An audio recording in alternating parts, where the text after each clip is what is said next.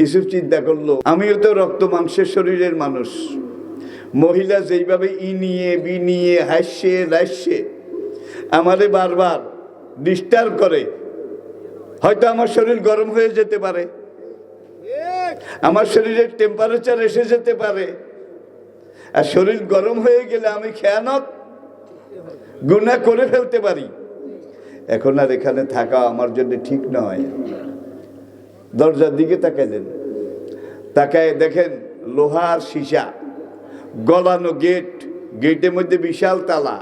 একটু চুপ করে আবার বলে, আমার মালিক তো আমাকে বলেছেন, আল্লাযীনা জাহাদু ফীনা লানাহদিয়ান্নাহুম সুবুলানা, যারা নীতি নৈতিকতার পথে, ধর্মের পথে, আমি আল্লাহর পথে আগাইতে চায়, তারা যখন আগানো শুরু করে তাদের পথের সব বাধা আমি আল্লাহ দূর করে দেই।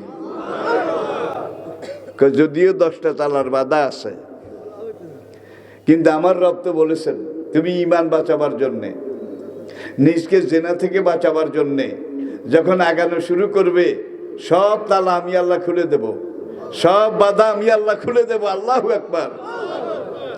ইউসুফ খাটের উপর থেকে দিশে গেটের দিকে লাভ, প্রথম গেটটা খুলে গেছে, মনে একটু ভরসা এসে গেল, আমি লাভ দিই গেটের সামনে আসলে গেট খুলে যায়।